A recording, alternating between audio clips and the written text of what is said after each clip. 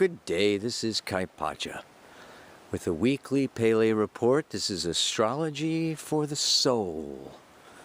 Today is September 1st of 2015, and the internet is so slow on this island that you may not get this until September 2nd.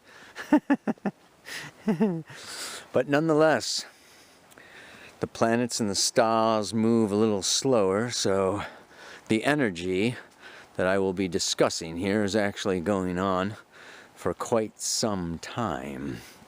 And even though the moon, which is now in the sign of Aries, is going to be going into Taurus by Wednesday, maybe by the time you hear this, and then into Gemini Friday, until finally it's going to be square to the sun.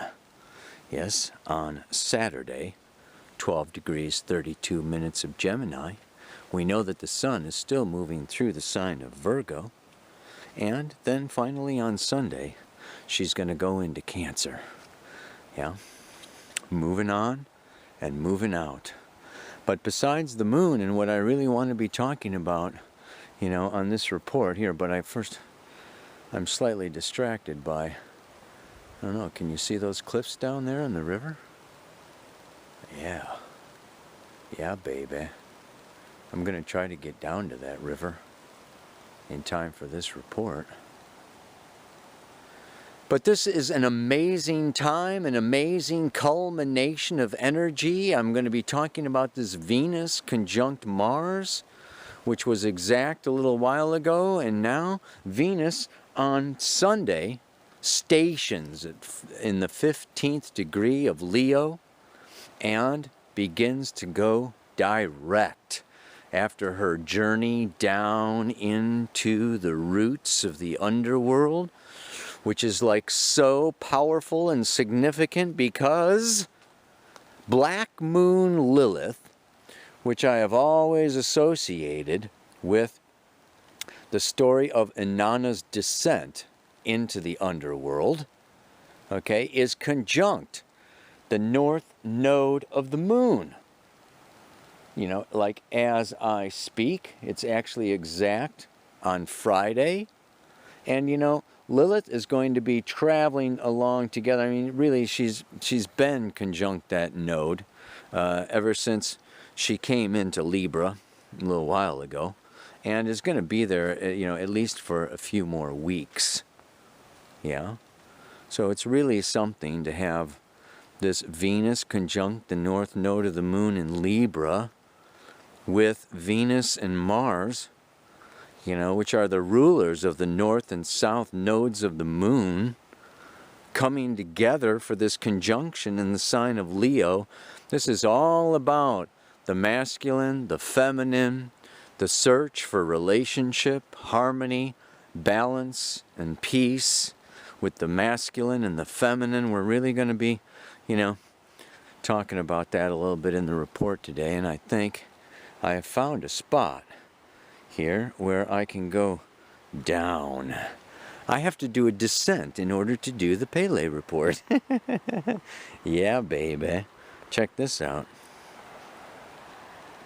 I don't know how it's going to show up on the video, but that's the river.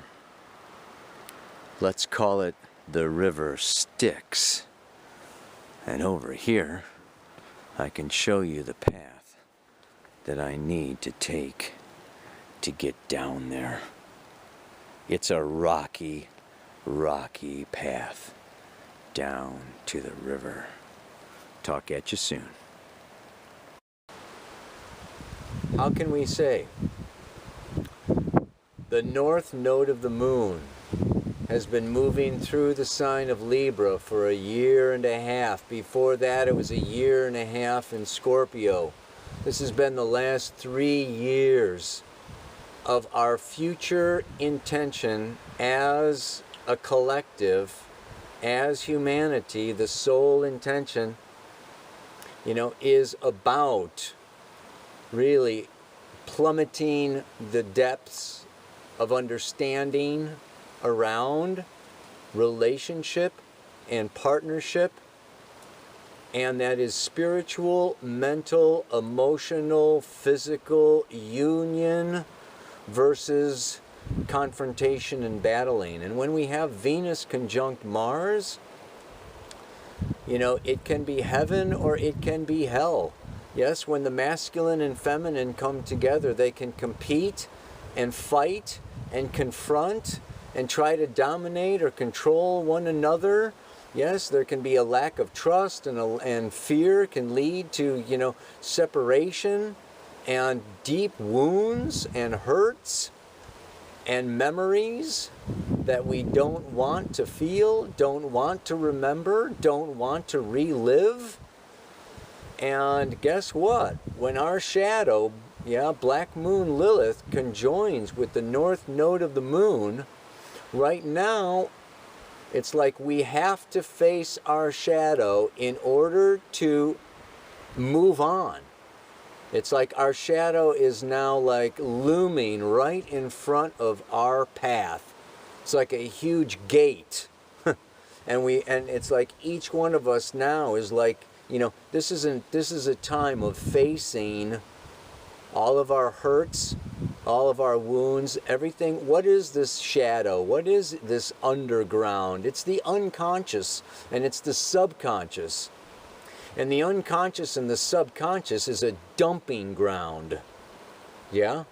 Of like, whoa, I don't want to feel that. I don't want to deal with that. Oh, I don't want to look at that. You think all these things just go away? Yeah, maybe temporarily, maybe for a little while. Maybe they're stored in the gallbladder as anger, or the adrenal glands as fear, you know, or the lungs as grief, right? But they don't just go away. They get stored in the unconscious, in the underworld, in our physical, emotional bodies. And like now is a beautiful time. It's a wonderful time. Venus goes down here into the underworld. Yes. And the story of Inanna, this descent into the underworld, is this descent into vulnerability, into chaos, into just really, it's the desire to understand the truth that drove a deeper truth. Inanna was given a mystery package, and this mystery package, in order to understand the deeper truth of it, she had to descend into the underworld. This is why we need to go down and in, is to get to the truth. The truth is our truth, the truth of our unique, original, creative self. That's why this Venus is in Leo and conjoined with this Mars in Leo. So this journey now is not just into ourself, which would be Venus and Black Moon Lilith, but now Mars is witness, right? Mars is there with Venus. They're together. And this is really super potent. This is such a potent time where it's like the sperm meeting the egg. This is a time of like, you know, combustion and passion and an opening to aha. And it's trine Uranus at the same time of this great, sudden, shocking, wow. That's the truth. That's what stopped that last relationship from completing. You know, that's why that marriage fell apart. That's why that love didn't really blossom. It's like this is such a powerful time if we are willing to really go in. And when I was going to bring a banana with me today because I really felt like, you know, this is what it's like. Just think if you're a banana. How does it feel to get peeled? You know, I was going to finish the report eating a banana, right? You know, it's just like we peel back those layers And that poor banana is just like exposed. And then what do? We eat the fucking thing. And Inanna descended into the underworld, yes? And with one blow, her sister, Ereshkigal, killed her and hung her on a hook on the wall. A corpse hanging there. And she had to be saved. And I mean, it's a long story. It's great I'm giving a talk tonight because this Pele report would have to be like 2 hours to really fully go into the depth of this underworld experience of surrender, of standing in the unknown, of getting out of a place of righteousness, out of a place where I need to be right in order to save face.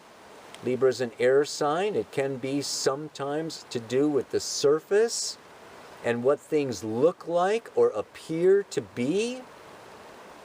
And this is this, this call around perfection or the perfect person or the perfect relationship. Each one of us wants to be that perfect person.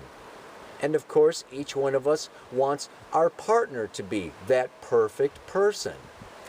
And we simply will constantly bump into situations where that is not the case.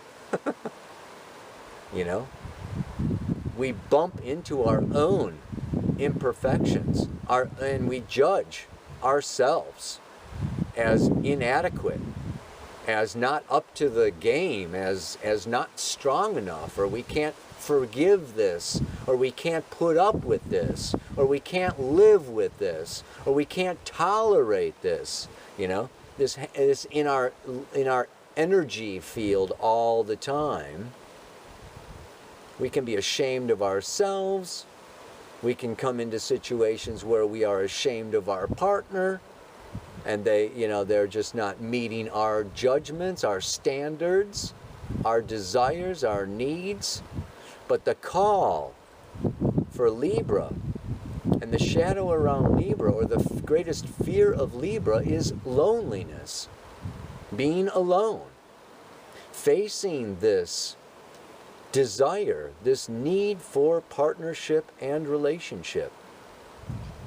And we have to understand, according to evolutionary astrology, Jeffrey Wolf Green and everything, 1% of the human population is in a natural state, yes, of celibacy. 1%. And that's not many of us. Well, it's not me, that's for sure. And so, it's like the masculine seeks the feminine to fulfill its mission, to help it see itself, its power, to help it evolve, to really accomplish its mission of creation. The masculine can't create anything alone by itself. It needs the feminine. The feminine is the earth and the water, the substance. No feminine, no substance. Just like masculine vision that is like, air castles in the sky. Yeah, just like so much hot air. The masculine is air and fire. Yeah, and the feminine. Yeah, earth and water, substance.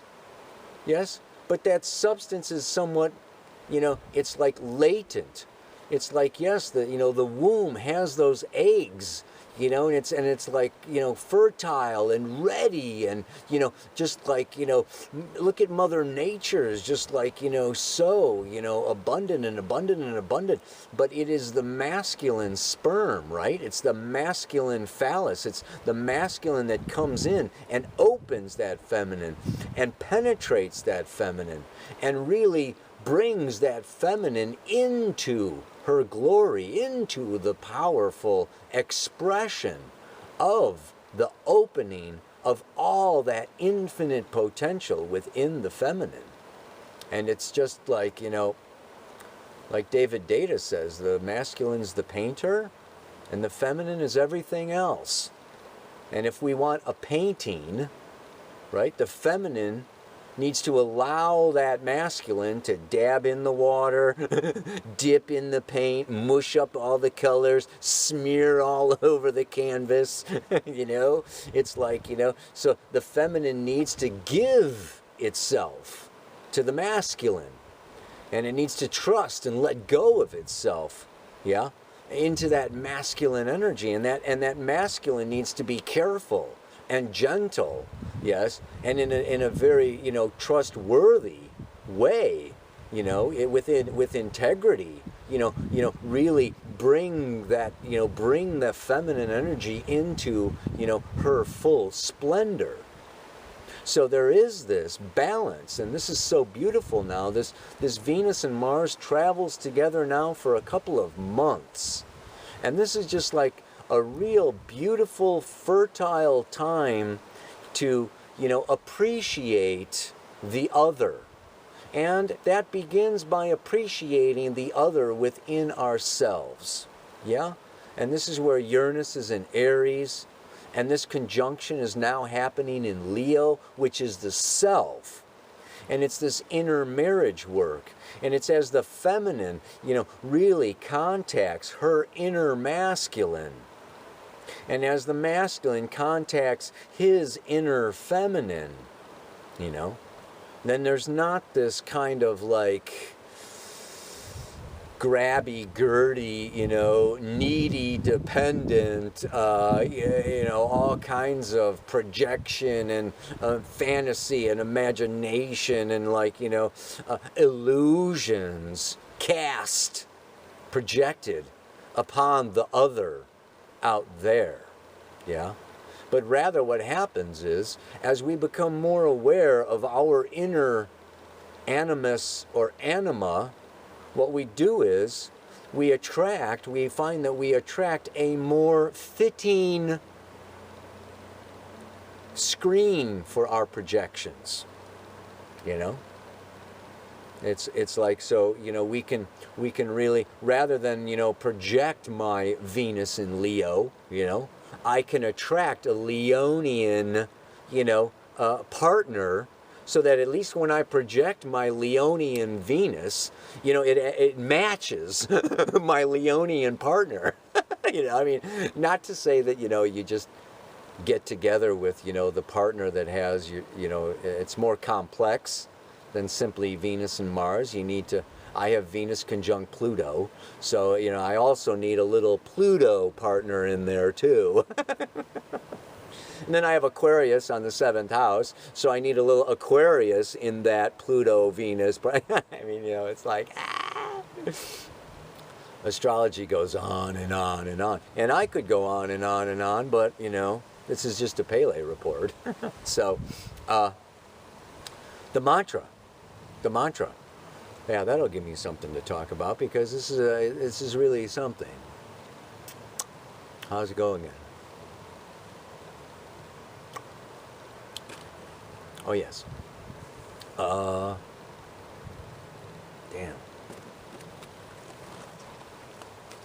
How embarrassing. I have to be vulnerable here, you know.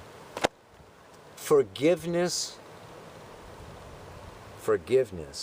is understanding that I may never know why we hurt each other, or which of us needs to grow. This descent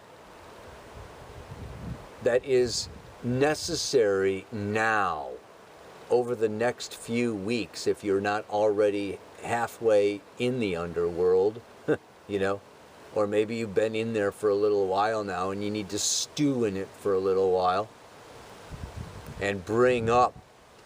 It could be childhood, it could be past lives, it could be last month, yeah?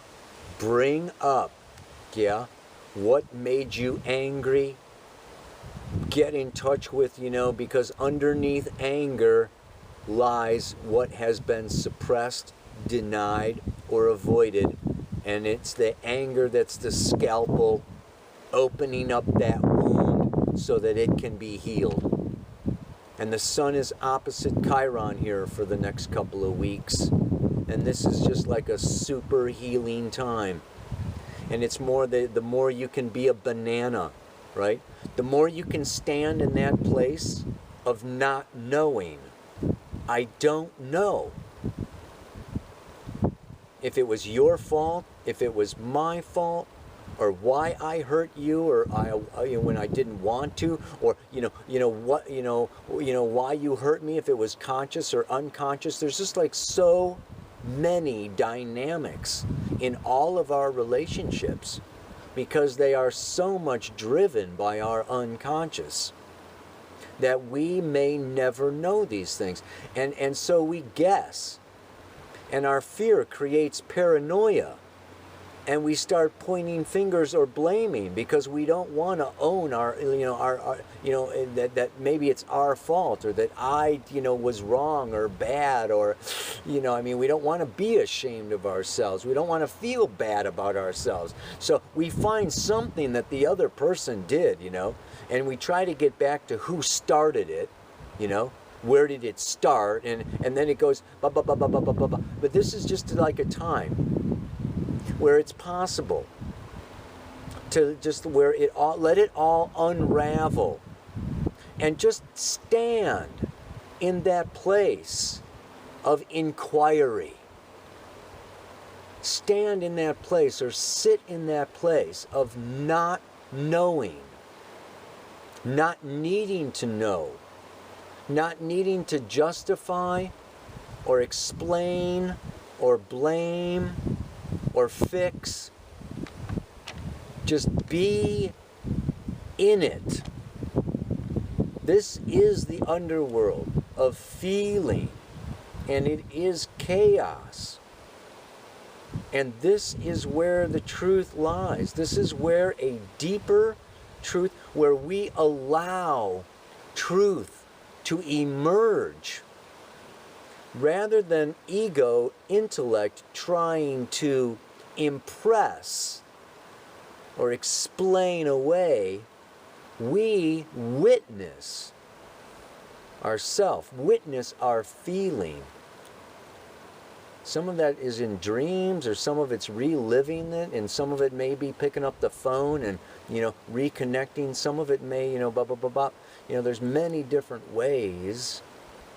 It can be astral or physical, but really this is just like dredging up, digging up, because that is what we need to do in order to get farther down the river. It's like we get snagged on a rock, snagged on the rapids of life. We make a rash, impulsive, unconscious choice or decision, and it hangs us up and hangs us up and hangs us up until we kind of like go back and dislodge ourselves so that we can really flow free again. So, yeah, I don't know what, words. It just goes on and on.